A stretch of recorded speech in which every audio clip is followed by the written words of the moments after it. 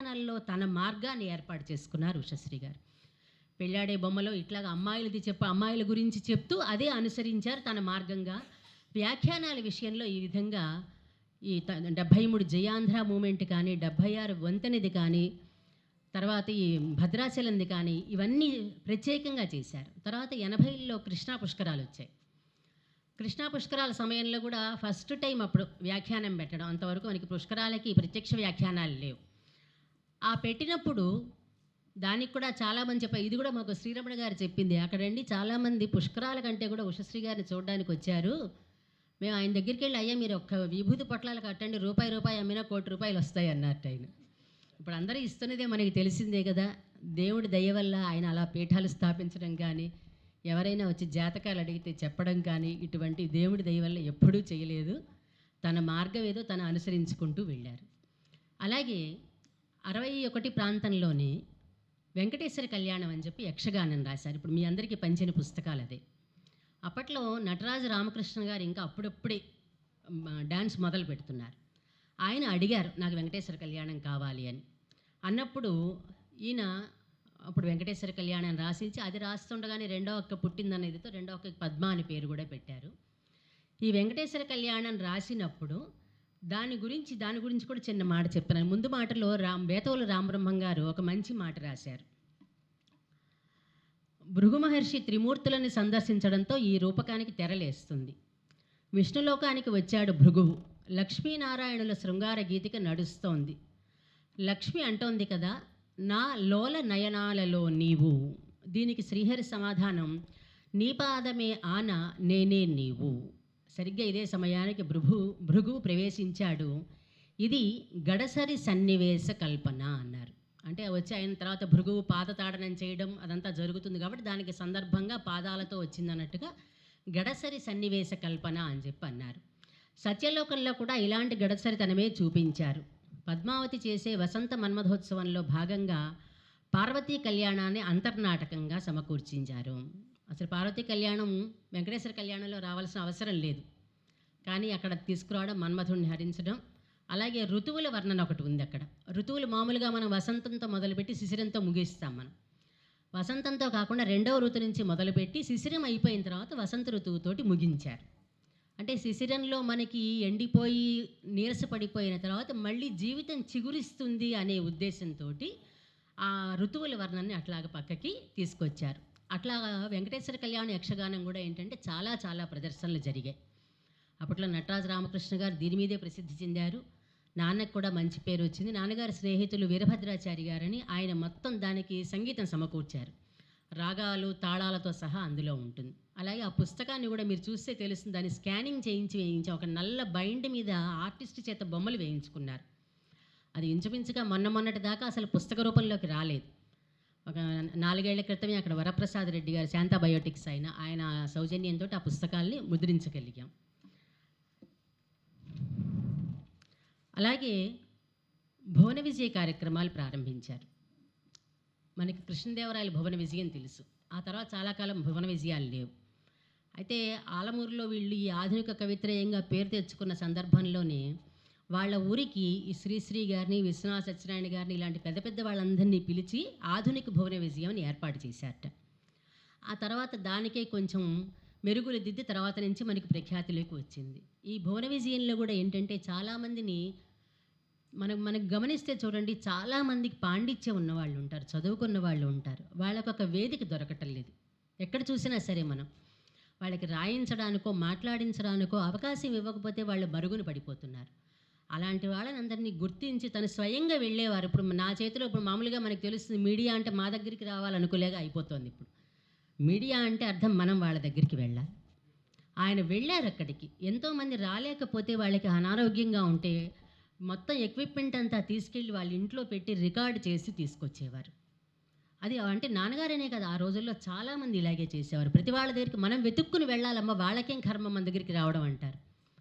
అంటే అర్థం ఏంటంటే వాళ్ళు లేనిదే మేము పత్రికల్లో ఏం రాస్తాం. మేము ఏదైనా రాయాలంటే ఒకళ్ళు ఏదైనా సాధించాలి. సాధించిన వాళ్ళ దగ్గరికి మేము వెళ్ళకపోతే బ్లాంక్ పేపర్స్ పెట్టి కూర్చోవాలి.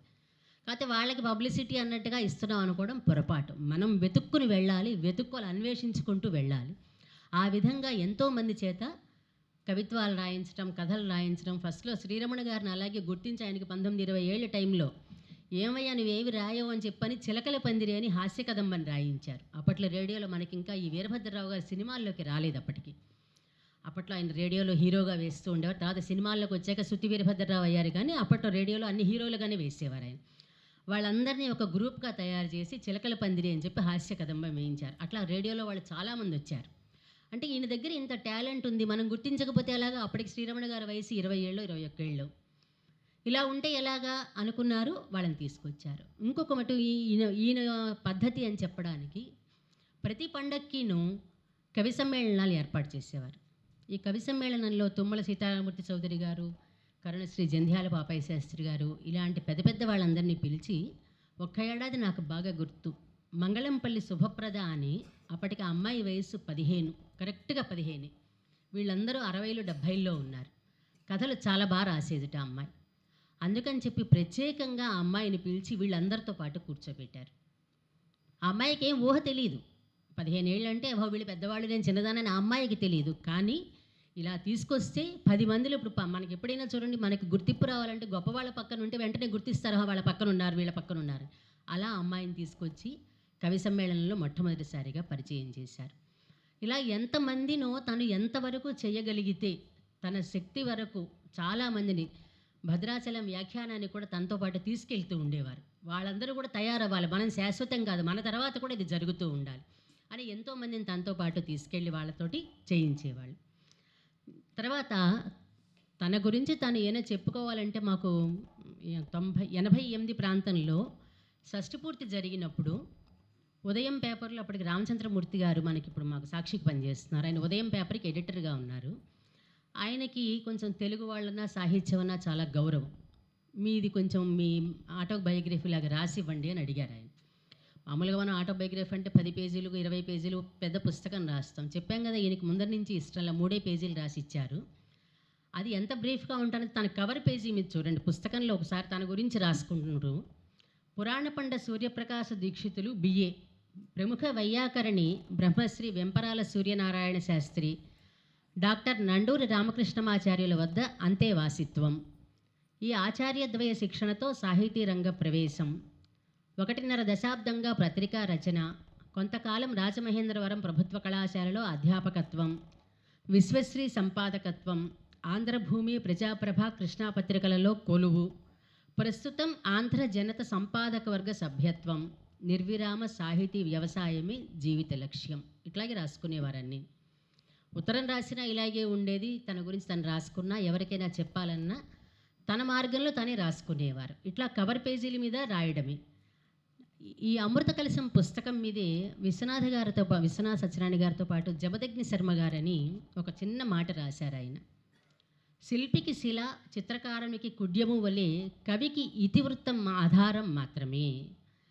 అంటే ఆధారం మాత్రంగానే తీసుకుని కథల్ని తన మార్గంలో రాసుకొచ్చారు. అమృత కలశం కథలు కానీ, మల్లెపందిరి కథలని, మల్లెపందిరిని కొన్ని చిన్న కథల సంపుటి. అసలు నేను చెప్పబోయేది నెక్స్ట్, అది జ్వలిత జ్వాల అని ఆ కథ గురించి. ముఖ్యంగా ఇక్కడ మనకి గుంటూరు శాస్త్రి గారు అని చెప్పి తెలిసే ఉంటుంది. ఆయన మన మాధురి వాళ్ళ మామగారు వస్తూ ఉంటారు. వాళ్ళు దాన్ని నాటకం చేయడానికి తీసుకున్నారు, ఇప్పుడు త్వరలో ప్రదర్శించబోతామన్నారు. అయితే ఈ కథని మొదట్లోనే రేడియో వాళ్ళు పైడి కటకటాలు అనే పేరుతో నాటకం తయారు చేశారు. చేసినప్పుడు దాన్ని రామచంద్ర కాశ్యప గారు, నాగరత్నమ్మ గారు అలాంటి మేధావులందరూ ఆ నాటకంలో వేశారు. ఆ కథ చదివితే, అంటే మేము ఎప్పుడు అనుకుంటాం, ఈ కథకి ఎందుకు అసలు ఈయన ప్రాధాన్యత తెచ్చుకోలేదు. చదివిన వాళ్ళు ప్రతి వాళ్ళు అంటారు. ఒక్కసారి ఆ కథ చదివితే మనకి ఒక్కొక్కసారి తప్పు చేయాలంటే జీవితం మీద భయం వేస్తుంది. అంటే ఆ కథ ఏంటనేది మీకు చెప్తాను నెక్స్ట్. అది అలాగా ఏ కథ రాసినా ఆ కథలో తనదైన మార్గము, ఒకళ్ళ శైలి ఉండదు, ఒకళ్ళ విధానము ఉండదు. అలాగా ఈ శిల్పికి శిల, చిత్రకారునికి కుడ్యము అన్నట్టుగానే తనకు కూడా చిన్న ఒక కథ ఎసెన్స్ దొరికితే చాలు, దాని నుంచి మొత్తం తన మార్గంలో రాసుకుంటూ వెళ్ళేవారు.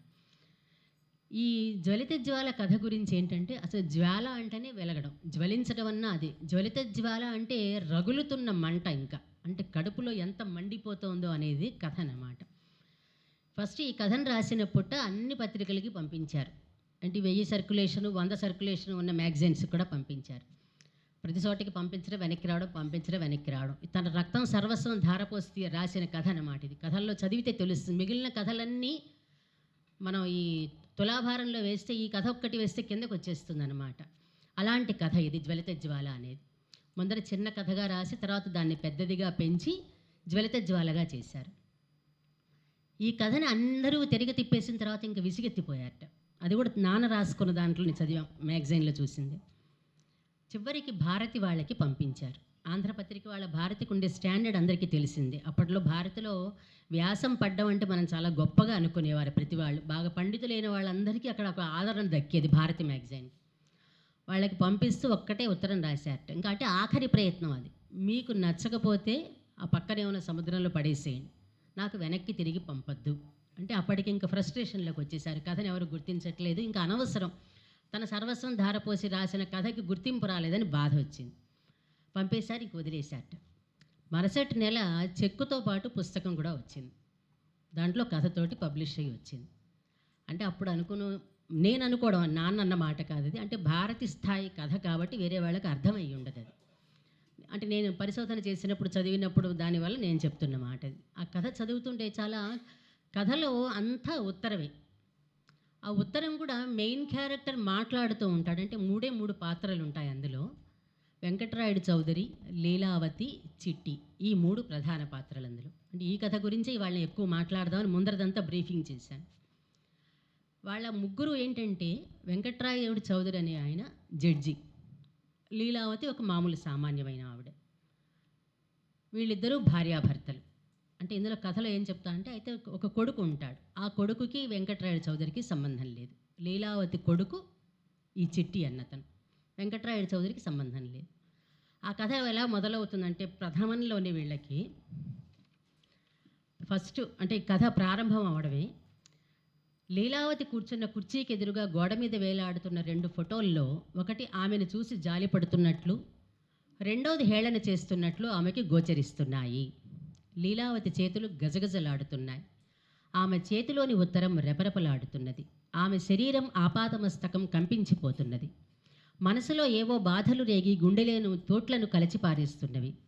చేతిలోని ఉత్తరాన్ని అతి ప్రయత్నం మీద నిలిపి పట్టుకుని చూడసాగింది. ఆమె కన్నులు ఉత్తరంలోని అక్షరాలను గుర్తుపట్టలేకపోతున్నవి. ఈ పాడులోకంలో నుంచి నాకు విముక్తి కల్పించి పైలోకాలు పోవడానికి తగిన కృషి చేస్తున్న ఈ సమయంలో నా అంతిమ కర్తవ్యాన్ని నిర్వర్తించడానికి ఈ ఉత్తరం వ్రాస్తున్నాను అని కుమారుడైనటువంటి చిట్టి రాసిన ఉత్తరంతో కథ ప్రారంభం అవుతుంది. అంటే మనం ఫస్ట్ టైం చదివేప్పుడు అసలు ఏమిటి ఈ కథ, ఏమిటి అర్థం కాదు మనకి. ఒక్కొక్క ఇన్సిడెంట్ చదువుతున్నప్పుడు ఒక్కొక్కటి బయటికి మనకి తెలుస్తూ ఉంటుంది, ఏమిటి జరిగింది అని చెప్పని. ఈవిడ చదువుకునే రోజుల్లో తప్పు చేస్తుంది. ఇప్పుడు అందరం మనం వింటుంది అనుకోండి. అయితే ఇందులో ఈ చేసినప్పుడు అది కప్పిపుచ్చడానికని ఏమీ తెలియనట్టుగా ఉంటుంది. ఈవిడ మేనమామ ద్వారా వెంకటరాయుడు చౌదరికి లీలావతికి వివాహం జరుగుతుంది. వివాహం జరిగిన మొదటి రోజున ఈవిడ ఏదో కళ్ళు తిరుగుతున్నాయని, ఏదో వాంతి ఎలా ఉందని పడిపోతుంది. ఆవిడకు అనారోగ్యం అనుకుంటాడు ఇతను కూడాను. అనుకున్న తర్వాత ఈవిడ రెండో రోజునే నాకు ఒంట్లో బాగాలేదని చెప్పి పుట్టింటికి వెళ్ళిపోతుంది. పుట్టింటికి వెళ్ళిపోయిన తర్వాత సరే ఇతను ఎన్నిసార్లు ఉత్తరం రాసినా ఆవిడకి ఒంట్లో బాగాలేదు, ఇట్లా ఉంది అలా ఉందంటూ లీలావతి అమ్మమ్మ ఎప్పటికప్పుడు కప్పిపుచ్చుతూ ఉంటుంది. అయితే ఈ కథ గురించి మధ్య మధ్యలో ప్రముఖులు మాత్రం విషయాలు చెప్తూ కథలు చెప్తూ ఉంటాను. గోపీచంద్ గారు ఒక గొప్ప మాట రాశారు. అంటే ఈ కథ ఎందుకనంటే, ఈ కథ కాన్సెప్ట్ ఏంటంటే మొత్తం మీద తప్పు చేసిన వాళ్ళని శిక్షించి తీరాలి, తప్పు చేసిన వాళ్ళు తప్పించుకోవడానికి వీల్లేదు. ఇందులో ఒకళ్ళు తెలిసి తప్పు చేస్తారు, తెలిసి తప్పు చేసిన లీలావతికి ఒక రకమైన శిక్ష పడుతుంది. తను తెలియకుండా తప్పు చేసిన వ్యక్తిని వివాహం చేసుకున్నాడు కాబట్టి వెంకటరాయుడు చౌదరి తనకి తాను శిక్ష విధించుకుంటాడు. ఈవిడ చేసిన తప్పు కారణంగా పుట్టినటువంటి చిట్టికి ఇంకో రకమైన శిక్ష, ఉరిశిక్ష పడుతుంది, తర్వాత వస్తుందన్నమాట అది. ఆ కొడుకుకి ఉరిశిక్ష పడినప్పుడే ఈ ఉత్తరం అంతా రాస్తూ ఉంటాడు. దీంట్లో గోపీచంద్ గారు ఒక మంచి మాట రాశారు. జీవితం బంగారు నాణెం వంటిది. దానికి ఒకవైపు బొమ్మ, రెండవ వైపున అంకెలు ఉంటాయి. వాస్తవికతను కప్పిపుచ్చటం కాక కళాత్మకంగా ప్రదర్శించటం ఈ గ్రంథం ప్రత్యేకత. అంటే ఈ నాణ్యానికి రెండో వైపున ఏముంటుంది అనే విషయాన్ని చాలా అందంగా చూపించారు రచయిత అని చెప్పి గోపీచంద్ గారు ముందు మాటలో రాశారు. వీళ్ళు చూడండి, చేసిన తప్పుకి ఒకరు, చేయని తప్పుకి వేరొకరు, ఒకరు చేసిన తప్పు కారణంగా మరొకరు, ముగ్గురికి శిక్ష పడింది. తప్పు చేయడాన్ని రచయిత మనసు అంగీకరించదు. ఇట్లా అంటే ఈవిడ ఎప్పుడైతే ఇలా తప్పు చేసింది అని కప్పిపుచ్చుతుందో, తెలుసుకోలేని వెంకట్రాయుడు చౌదరి ఈవిడ మంచిదే అనుకుంటాడు. ఏదో కారణంగా పాపం పుట్టింటికి వెళ్ళింది, ఆవిడకు అనారోగ్యంగా ఉంది అనుకుంటాడు. కొంతకాలం తర్వాత అమ్మమ్మే ఒక ఉత్తరం రాస్తుంది. అప్పటికే ఆవిడ ప్రసవించేస్తుంది. కానీ లీలావతికి 7వ నెల అని చెప్పి ఉత్తరం రాస్తుంది ఆవిడ. సరే నిజమే అనుకుంటాడు. ఈ లోపల అనుకోకుండా ఏమవుతుంది, ఒకసారి ఒక డాక్టరు వెంకట్రాయుడు చౌదరికి ఒక స్నేహితుడు ఉంటాడు. ఆ డాక్టర్ దగ్గరికి మామూలుగా వస్తాడు, ఇలా ప్రయాణాలు చేస్తూ ఉండగా అతని దగ్గరికి వస్తాడు. వచ్చినప్పుడు ఆ డాక్టర్ అంటాడు, ఇలా భోజనానికి కూర్చోబోతుండగా హాస్పిటల్ నుంచి ఫోన్ వస్తుంది, గబగబా వెళ్తాడు. వెళ్ళిన తర్వాత అక్కడ అసలు డెలివరీ చేస్తాడు, వస్తాడు. వచ్చేసిన తర్వాత ఏమై ఒక్కడివే వచ్చావు, మీ ఆవిడని తీసుకురాలేదు, ఎలా ఉంటుంది, కనీసం ఫోటో అయినా చూపిస్తావా అని డాక్టర్ వెంకట్రాయుడు చౌదరిని అడుగుతాడు. తన జేబులో ఉన్న ఫోటో తీసి చూపిస్తాడు, పెళ్లినాటి ఫోటో. ఏంటి ఇంత నా దగ్గర దాచేసావు నువ్వు, మీ ఆవిడని డెలివరీకి పంపిస్తూ అని చెప్పి అడిగేసరికి స్టన్ అయిపోతాడు. కానీ బయట పడకూడదు కదా, మా ఆవిడ నాకు తెలియకుండా పిల్లాడికి అంది అంటే అది ఎంత అవమానమో తనకు తెలుసు. ఏమీ తెలియనట్టుగా అట్లా అవుని, అవునులే నాకు తెలుసు కానీ నేను వచ్చినట్టు చెప్పొద్దు, తెలియకుండా ఉంటే ఆవిడకి చాలా సంతోషంగా ఉంటుంది, ఒక్కసారిగా తన బిడ్డని తీసుకొచ్చి నాకు చూపించడం వల్ల ఉండే ఆనందం వేరు అని చెప్పి కప్పిపుచ్చేసుకుంటాడు. కప్పిపుచ్చుకుని వెళ్ళిపోతాడు. వెళ్ళిపోయిన తర్వాత అర్థమవుతుంది జరిగిన తప్పేమిటని అర్థమై కామ్గా ఊరుకుంటాడు.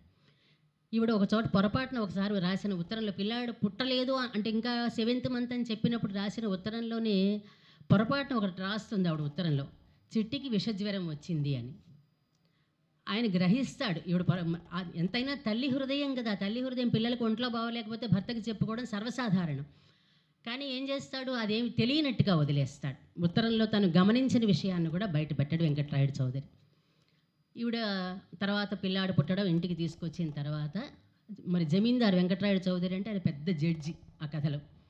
అందుకని ఆవిడకు ఒక పక్కన ఒక గది, కుమారుడికి ఒక గది కట్టిస్తాడు. కుమారుడి గది తనకి కనిపించేలాగా, వాడు ఏం చేస్తున్నది తనకు కనిపించేలాగా ఒక గది నిర్మిస్తాడు. ఆవిడ ఆ గదిలో ఉంటుంది. తన పనిలో చాలా బిజీగా ఉన్నట్టుగా అసలు ఆవిడ వైపు చూడడు, ఆవిడని ఏం పట్టించుకోడు, ఇలా ఉంటాడు. ఇలా ఉండగా ఒకసారి ఒక రోజున వెంకట్రాయుడు చౌదరి స్నేహితుడు కామేశ్వరరావు అని ఒక అతను వస్తాడు. కింద గదిలో ఉంటాడు. ఆయన భార్యని పిలిచి, కింద నా స్నేహితుడు వచ్చాడు, నువ్వు వెళ్ళి ఆయనకు కావాల్సిన భోజనం అవి చూడమని చెప్తాడు. చెప్పగానే ఈవిడ భోజనం తీసుకుని వెళ్తుంది. వెళ్ళేసరికి అతను ఒంటరిగా ఉంటాడు. సరే వాళ్ళిద్దరి మధ్యన కొంచెం సంభాషణ అంత సరిగా సాగదు. ఈవిడ ముందర నుంచి తప్పు చేయడానికి అలవాటు పడిన వ్యక్తి కాబట్టి మరోసారి తప్పు చేయడానికి సిద్ధపడుతుంది ఈవిడ. ఆ వచ్చిన స్నేహితుడు కూడా అలాంటి వాడే. దాంతో సరిగ్గా తప్పు జరగబోతుంది అన్న టైంలో టక్కుమని పైనుంచి చూస్తూ ఉంటాడు వెంకట్రాయుడు చౌదరి. వచ్చి బెల్ కొడతాడు, కాలింగ్ బెల్ ఆ రూమ్కి. కొట్టగానే ఈవిడ అక్కడి నుంచి గబగబా వెళ్ళిపోతుంది. ఈ వెళ్ళిపోయిన చోట ఒక మంచి పెద్ద సమాసం ఉపయోగించారంటే, బెల్ కొట్టగానే ఈవిడికి గుండె గుబేలు మంది. ఎక్కడ తన్ని చూశాడో, తను చేస్తున్న తప్పుని, తన తప్పు బయటపడిపోతుంది అని భయపడుతుంది ఆవిడ. ఆ టైంలో చూడండి ఒక పెద్ద సమాసం అది. ఆషాఢ ప్రథమ దివసాంత వేళా వ్యాప్త పుష్కలావర్తకాంబోధరోద్భూత